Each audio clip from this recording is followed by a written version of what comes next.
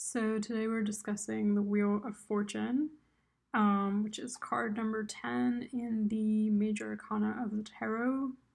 I was honestly a bit dumbfounded about how to start this because the Wheel of Fortune contains a lot. The main thing I would say when I look at the Wheel of Fortune, and traditionally how I've always looked at it, is fortune kind of changes, right? Like things are changing.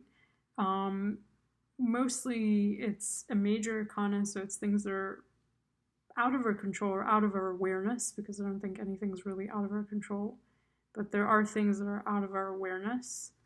And they play out in our lives and shift things. All of a sudden, everything's shifted, everything's changed.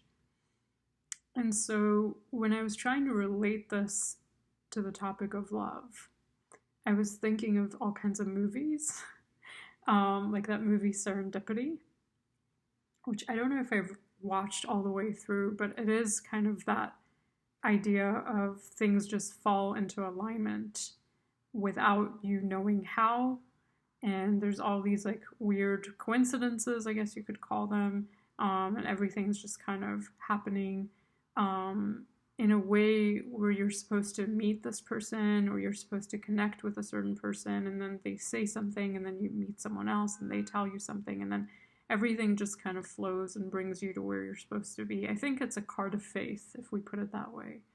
That there's a miracle, that there's something behind it. Another movie I thought of is Sleepless in Seattle, which is such a sweet movie. Like the way that the kid connects the father with this woman on the radio, and she sends him letters and all this stuff. But I don't remember the whole thing. I think they meet in the Empire State Building, and then they actually fall in love.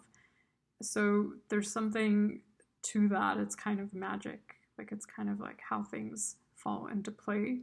But I also think that a lot of it's just because it's out of our awareness. It's not really magic. It's not really serendipity. It's just that we're not fully aware, or we're not fully conscious of all the things that happen in our lives that lead us to certain places. And it's important to be embodied and be conscious and be present. So I guess I'm taking this in a different direction right now, but because the more present you become and the more mindful and embodied you are, the way that you live naturally, the way that you engage in the world, it simplifies things for you. Things are less complex. Relationships are more smooth. A lot of the time, and I don't know if you notice this yourself, but I've noticed it on myself and on people around me a lot. When we're engaged with relationships, first of all, the way that you meet someone has a lot to do with where the relationship keeps going. So you look back several years later and you can say, oh wow, yeah, I remember that first conversation. You know, there were like red flags or green flags, if we want to be more positive. There's like different things that happen when you meet someone that can already foretell where things are going, but you have to be conscious. The other thing is we have unconscious responses to people that have a lot to do with our attachment style, our upbringing, how we responded to our upbringing.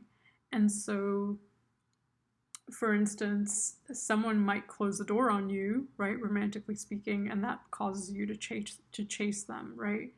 Or someone might put up ultimatums, and then you're suddenly compromising more than you'd want to, or you're suddenly reacting in a very stubborn way. So it doesn't really, I'm not really here to like tell you how you're supposed to behave, but I guess I just wanted to use this card to illustrate that there's different ways to look at it. It is a deepening of awareness from my point of view, and it is a shifting of circumstances that have to do a lot of the time with our unconscious ways of behaving that lead to things that seem like they're either serendipitous or coincidental, like strange, like how is this all kind of happening? Well, it's either that you've been behaving in complete alignment and in this very simple and organic way, or you may have pushed when things were supposed to go a certain way and you didn't, or yeah, there's different ways to look at it, I guess. And it's important to remember that there are cycles in life, right? That there's an up and there's a bottom, there's a light, there's a dark, there's constant cycles in life, and we're constantly evolving and changing, but our awareness is what helps us see that. Our awareness is what helps us tune into that and actually embody it and evolve rather than continue the same cycle. Hope you enjoyed that.